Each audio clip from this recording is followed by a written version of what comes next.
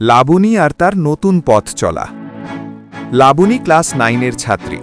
নাচ গান তার ভীষণ পছন্দ, কিন্তু গত মাসে স্কুলের সাংস্কৃতিক অনুষ্ঠানে রিহার্সাল করতে গিয়ে হঠাৎ পা মচকে পড়ে যায়। ব্যথা এত বেশি ছিল যে হাঁটাও ঠিকমতো পারছিল না। ডাক্তার তাকে বলল, rest plus physiotherapy is the কি। প্রথম দিন লাবণী বেশ ভয় পেয়েছিল। সে ভাবছিল ফিজিওথেরাপি মানেই আবার ব্যথা হবে, কিন্তু ওর ফিজিওথেরাপিস্ট ডক্টর রাহাত হাসি খুশি স্বরে বললেন, ডরানোর কিছু নেই, আস্তে আস্তে সব ঠিক হয়ে যাবে, তুমি শুধু চেষ্টা করবে।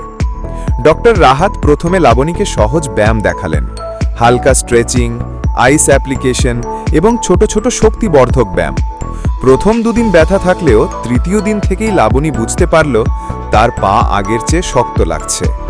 একদিন ব্যায়াম করতে করতে লাবণী বলল, স্যার, আমি কি আবার নাচতে পারবো?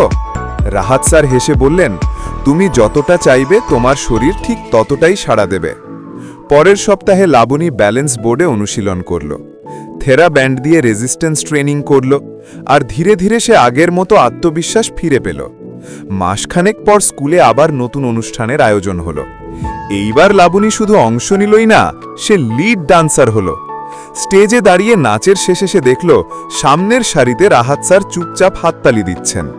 লাবণীর মনে তখন একটাই কথা, চেষ্টাই সবকিছুর বদল ঘটায়। ফিজিওথেরাপি শুধু চিকিৎসা নয়, এটা নতুনভাবে হাঁটা শেখার মতো।